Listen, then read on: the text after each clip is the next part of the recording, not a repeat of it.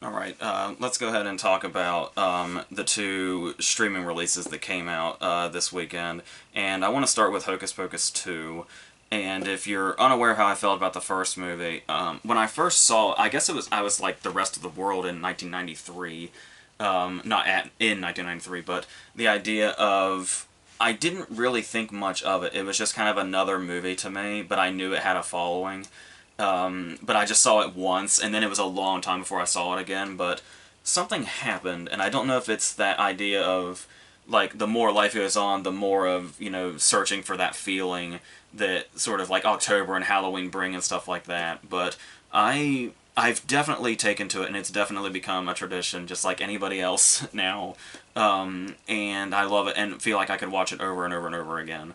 And so I wasn't sure how to feel about this one coming, especially so late, because obviously a lot of these late sequels have been not so like not everything's Top Gun Maverick. Most of the time, it tends to be crap. But there was one saving grace, and that was the fact that we do have all three of our main actresses back playing the witches, with Bette Midler, Sarah Jessica Parker, and Kathleen Jamie. But it was specifically the picture that they released, where it was like, and yeah, obviously they're going to be in makeup anyway because that's the costume, but it was crazy. It literally looked like a still from the '93 movie. It was like nothing had changed whatsoever, and it's like it just by a still alone, you got the vibe of. I feel like they just fell right back into this. Like I feel like the characters are just inherently in them forever now, and just can come out whenever need be.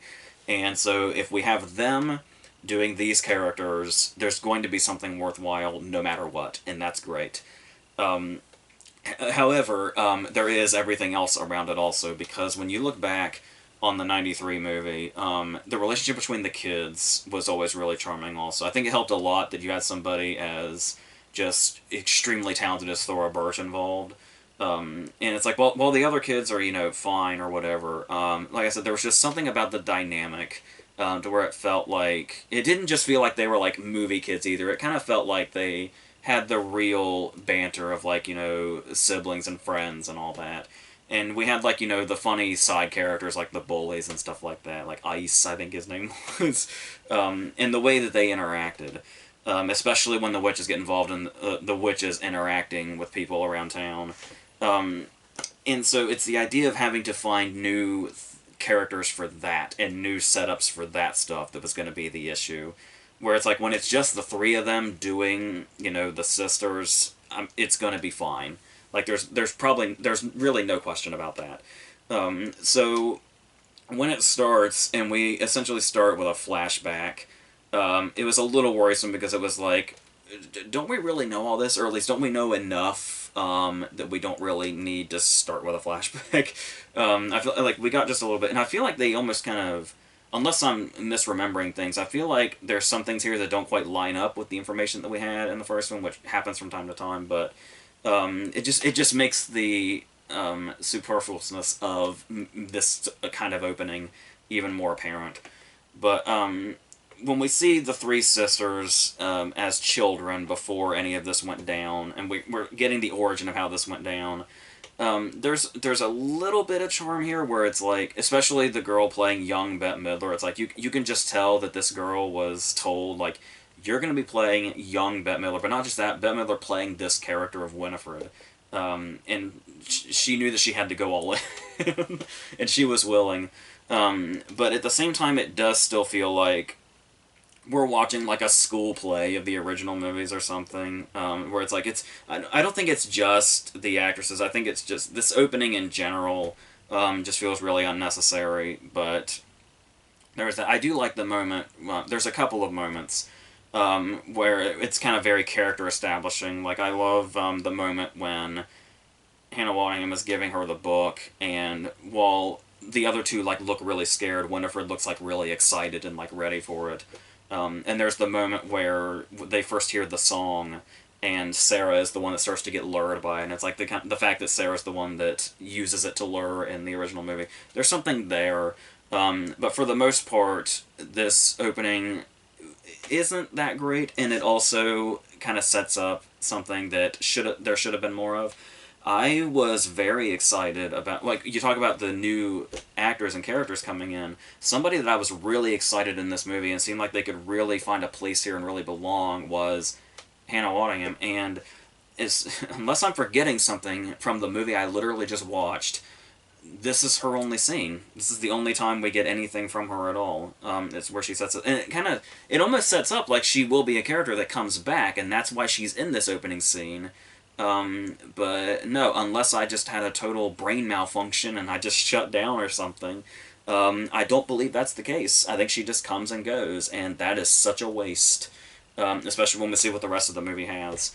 Where we have our three characters here, our three younger characters here, and despite, obviously we had all the different banter, like brother and sister banter, and then him having the girl that he likes, and all the virgin jokes and stuff like that, all that stuff that's like really funny and really makes these characters memorable.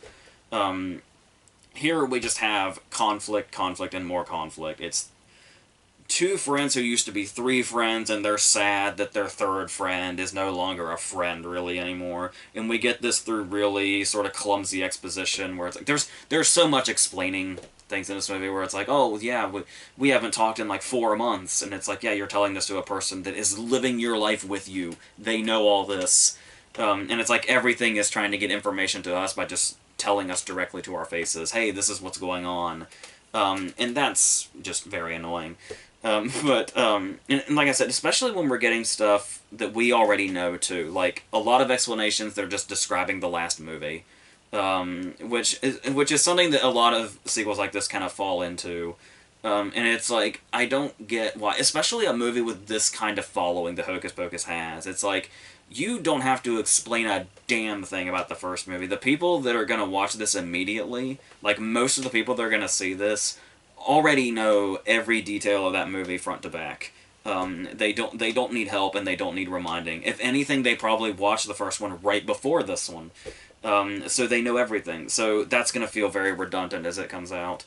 And there's other characters that are introduced. There's Gilbert, who's played by Sam Richardson, who is typically reliable, but he's just kind of this... He's a character that, they try to connect him to the night of the climax of the first movie, and it's like, you can see where they were trying to do something there, but it's just so vague, and so it still feels disconnected in a way. And I think it doesn't help at all that this character is also really unmemorable, just in general. He kind of feels like a one-off character from Are You Afraid of the Dark or something, and not one of the scary episodes of Are You Afraid of the Dark, like just one of the who gives a shit ones. And then there's Tony Hale. And here's the thing about me and Tony Hale is, I'm going to assume, I've seen a little bit of, I've seen some of Veep, and I've seen a little bit of Arrested Development, and it's like, I'm sure Tony Hale is amazing on his TV shows. I have no doubt in my mind. Especially when he's a character that like has time to grow on you, and you can kind of see the inner workings of. But when Tony Hale's in movies, my heart kind of drops a little bit when I see him, because it's like, I just kind of get that he's always, to me, Tony Hale in movies is always like, he's way too much, and it's like every time he's on screen, you can hear the director off camera saying, like, go up to 11, go up to 12, do this as big as possible, and drag everything out as much as possible. And it's just, I think it's just not for me. And it's like, I get that vibe from most of his characters, and this one is no exception. It's like, every time he's on screen, I just feel like, oh, everything he says and does is going to be way too dragged out, and the people behind the camera are going to think it's hilarious, but they could really tone it down or cut it out entirely, and nothing would be lost. So that's unfortunate that there's quite a bit of focus on him. So once again, the magic is just going to be when the sisters come back, and then when they're out here interacting with the world, and it's pretending like they haven't done that before, because they don't really play much into the changes that have happened since 1993, with the exception of, there was the point in time where Catherine and Jimmy's riding the vacuum, because she doesn't have her broom, and now it's like 2 Roombas that she rides, like the glider from Spider-Man, the Green Goblin's glider or something. And that's pretty much it as far as that goes. and the interactions are like really limited. Like we don't have stuff like the bus driver or something like that, or when like they went to the party or the whole the gathering where they do end up on a stage again. But you can just tell it's like this is for three actresses that could so easily recapture the magic. You just get the sense that they're trying to recreate scenes to capture the magic, and the scenes are not giving them enough to be able to recapture it. So it's just another scene that's there. And I feel like it's barely there. Like I feel like when they're on stage for like 10 seconds, and then it just goes to another scene. They also break out into song when they first appear, and that's I don't even know what that was. So, and like I said, a lot of stuff that feels like it should be total, and maybe the stuff in the original movie is memorable just because we've all just seen it so many times at this point. But I don't know, there's got to be something there that makes you want to go back the way that we do to the first movie. And I feel like this movie is going to be a case where people will love it because of the excitement right now. It's like, oh yes, finally another Hocus Pocus movie and more of, these three doing this stuff. But then at the end of the day, once that's kind of died down and the next year comes around and you watch the original, and that'll come to your mind, it'll be like, oh, now we should watch the second one, right? But then you're gonna like remember so little and feel so underwhelmed when you remember the second one, especially in comparison. You're gonna be like, actually, I don't think that's necessary. Let's just kind of keep watching the first one. I feel like that's gonna be what this movie's fate is, and it's like any time it does get watched on Disney Plus, it's gonna be people who are just like, well, we've watched the first one, just as an obligation, let's just do this. And, like, maybe it'll grow on some people, but, I don't know, it's going to have to work significantly harder if it's going to grow on people and kind of work in that way that the first movie does, where it kind of gets more and more in your DNA the more you watch it, especially at this time of year. But, yeah, I think another thing they kind of dropped the ball on is Billy Butcherson, and I'm all for Doug Jones getting to do as much as possible, where it's not just his physicality, but, getting speaking roles and stuff like that. But I kind of feel like the great thing about Billy in the first movie is the fact that he can't speak, so all his means of communication ride on his physicality, and the way they were able to do comedic things with that. And the fact that Billy is able to speak through pretty much the whole movie kind of takes away from being able to utilize his physicality, and it's kind of underwhelming and unfortunate. But it's still just nice to see Doug Jones at all times doing anything. So we can give him a break for that. But I think another thing that really stops this movie from being as entertaining is the fact that in the original movie, the sisters are essentially villains. And it's like, while they're here, trying to cause havoc and not succeeding most of the time, there's... They try to do like an emotional kind of ending, rather than treating them like villains that are like this whole climatic moment. Like, I didn't realize we were at the climax when we were at the climax. Like, it's that underwhelming. So, I don't really know. I feel like they were just, like, they really tried to bring the magic back, literally. But it's just the material that stops them, because they're totally here and game to do this, and they did just fall right back into the characters like we expected they would. It's like the three of them were born to play these three characters together. But like I said, there's something missing there, especially in the climax, and there's something missing just in general about their interactions around town. Like another one that always stands out, like the way Bette Midler can say one word and make it one of the most memorable moments of the movie. When like they walk by ice and he says, like, why is it only the ugly chicks, and then Bette Midler turns around and says chicks in that way, and it's like there's not even a moment like that, just a throwaway moment that just really sticks like that one does in this really funny way. And I feel like just in general, like the interactions and the way they behave towards each other, especially Winifred towards them, and all these little passing comments that are hilarious, just in their very quick delivery. That kind of energy doesn't really feel like it's here now. It mostly just feels like it's just here. and it's just like speaking, and there's stuff that might have been intended to be jokes, but it's kind of hard to tell because it just kind of goes at this almost kind of flatlined pace.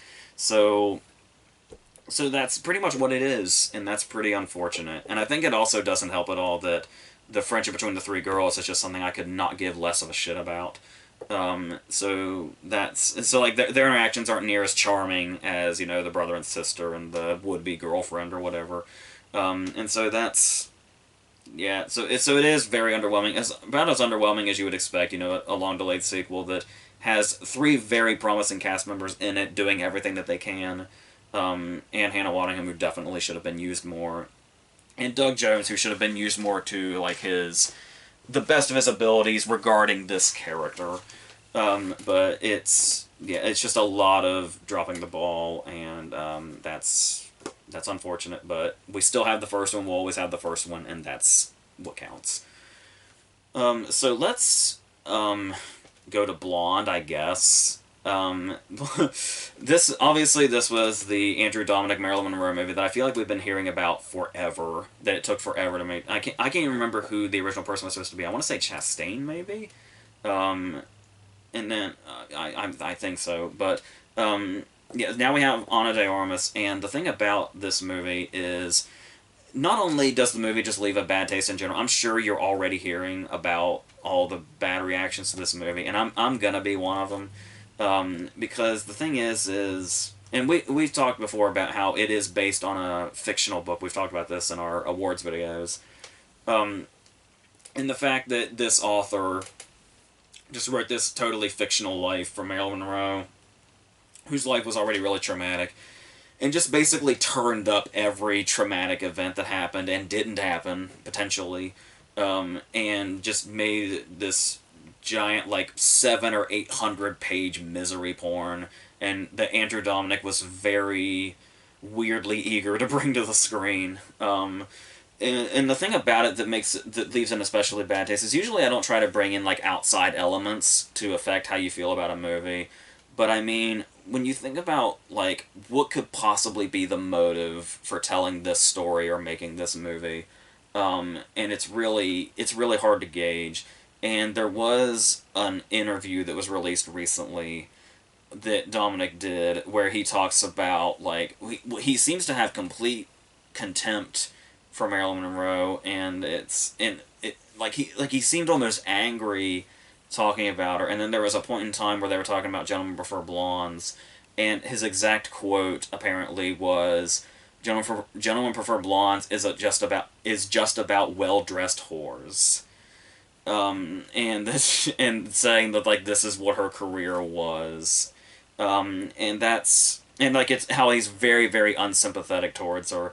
And what's interesting about that is, number one, telling a fiction like this. I guess this even goes back to the book, but it's like if it's gonna be a fictional telling, then why Marilyn Monroe? Like at the very least, you could have very easily made like a knockoff Marilyn Monroe and then told this weird misery porn story that you want to tell, with a fictional person that has a resemblance to a real life person. What the rest of the world does. So it's like, why specifically targeting her is just kind of this weird thing. Especially like the thing you see around a lot is like people saying like just for God's sake just let her rest already. And it's like obviously her life was terrible, but to put it up here and like amplify it in this really interestingly enough beautifully made movie as far as visuals go, but as far as it be like, you get the sense that the whole reason for its existence would be like a criticism of the industry. And like the way the industry, just eats people, just like, sucks the soul out of people and sucks the life out of people, and like gives them the fame that they may have desired, but just everything else is completely drained out of them until they're just withered down to nothing. But the thing is if Dominic's going into this with the hostility it sounds like he had towards her and the material in that interview, any sort of, and like the way that like if he's gonna describe Gentlemen Prefer Blondes as well dressed whores, then when somebody's telling Marilyn in the movie that she's a whore and that she's nothing and she'll just fuck anything and do any drug or whatever, um, where's where's the where's the criticism that the movie has towards it? It feels very hypocritical, that this is what's going on, like what the movie even is. So I think what we're supposed to take away is that it is a criticism of the industry or whatever. But I mean, shit. Talking about like missing the mark and committing the sin yourself.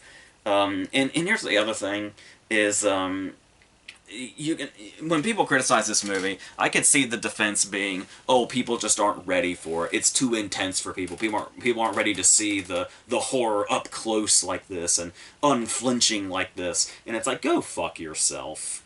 And it's like there are Gaspar Noé movies. There's Lars von Trier movies. There's literally a movie called, I think the actual translation is Fuck Me, but I've also heard the movie titled Rape Me. I was kind of getting vibes. There's a movie with Noomi Rapace called Daisy Diamond that's very rough. Look at all of that stuff. And none of that is here. Watch like one Gaspar Noé movie, and this is nothing.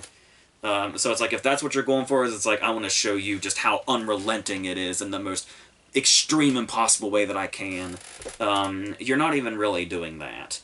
It just comes off like desperation to show as much brutality towards this one person as possible for, once again, a reason that I can't quite fathom, because the only thing I can think of is, criticizing the industry and what they put these actresses through, and anybody like this through that goes through this. But it's like, it seems almost happy to show, like, there's like, I don't know if it's because the imagery is so well done and so well made, that it makes, like, it's almost like trying to show beauty on the screen, but yet this is what the imagery is. There's something in here that is worthwhile artfully, believe it or not. But most of it's just going to leave a bad taste, because at the end of the day, you're not even sure what the hell the purpose of it all is. Especially, where it's a fictional story. It's a fictionalized story of a story that all of us already know about a real person. So, at the end of the day, the question is just, what is the purpose?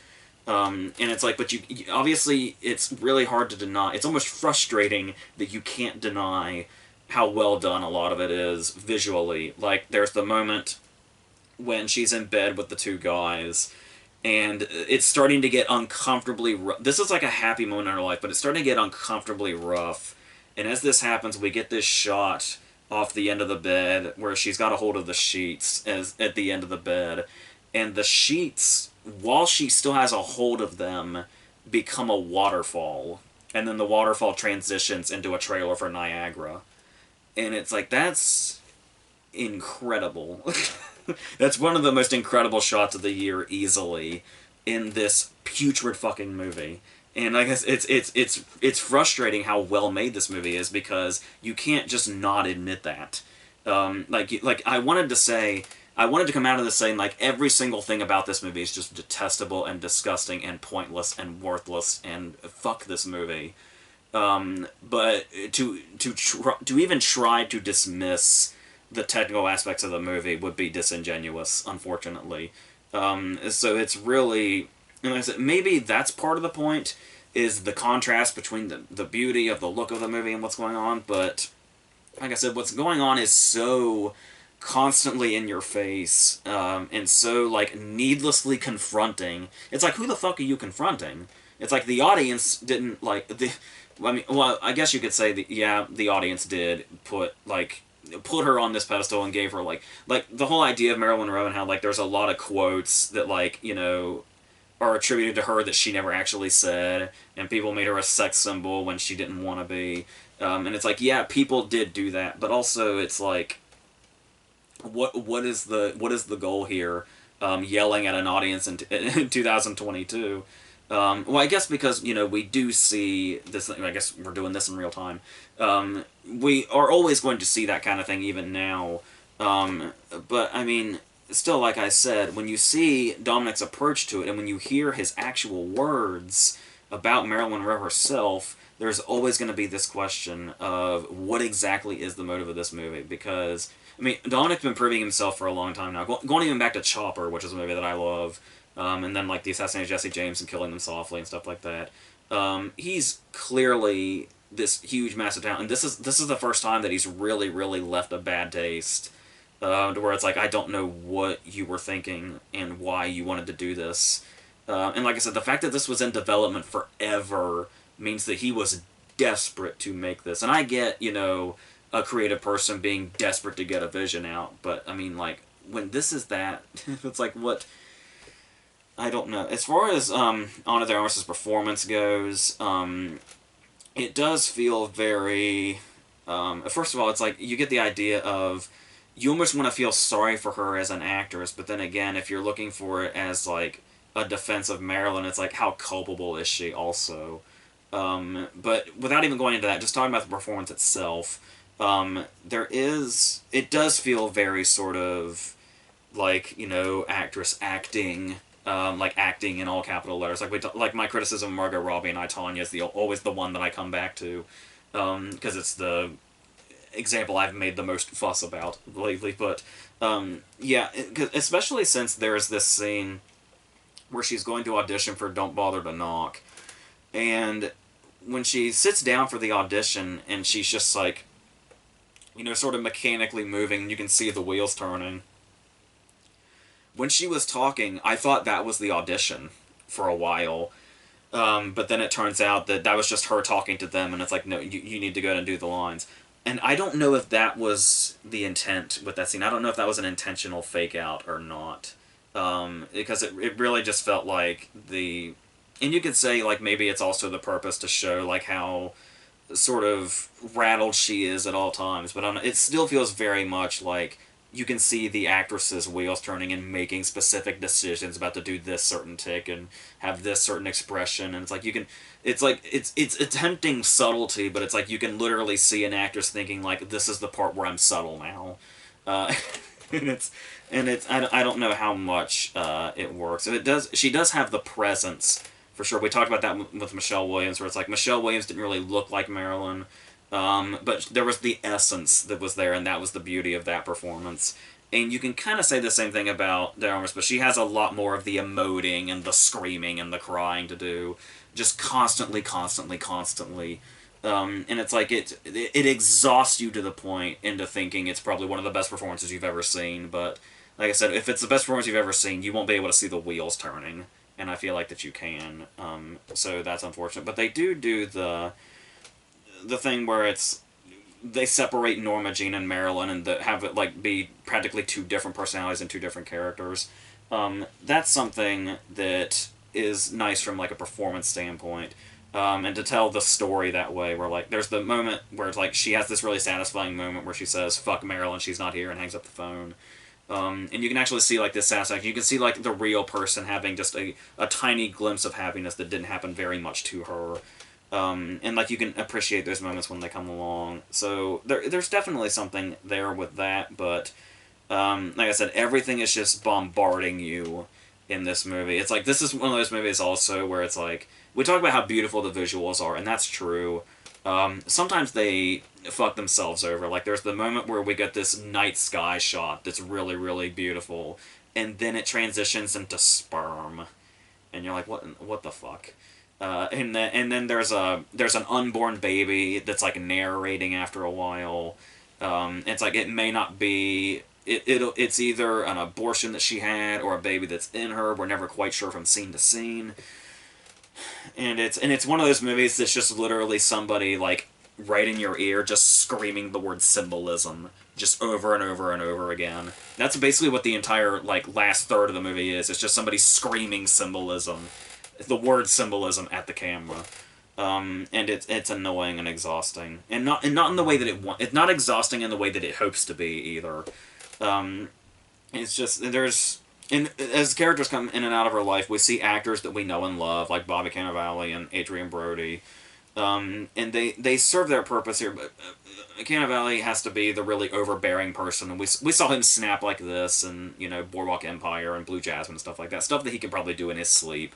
This just does scream literally at the camera how much of a piece of shit Marilyn is, or Norma Jean is.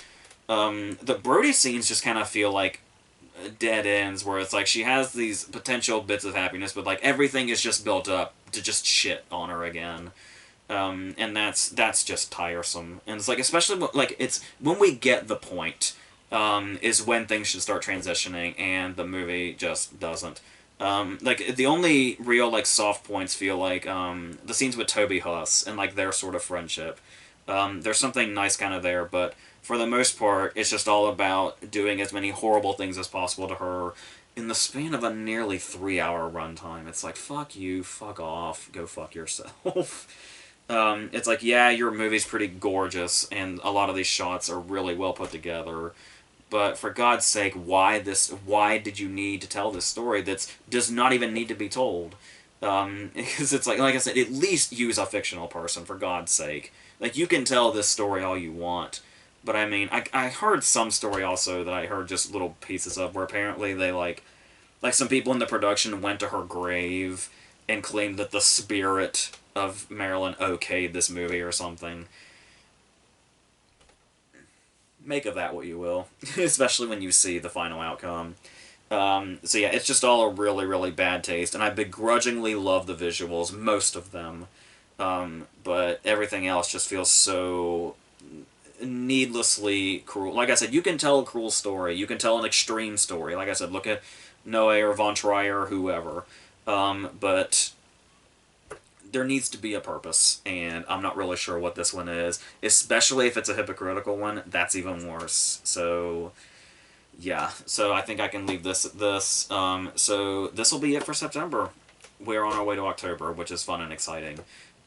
So we'll do a lot of remake verses, and there'll be stuff in between there once again, and then we'll go from there. And that'll be it. So until the next thing, I think that's it.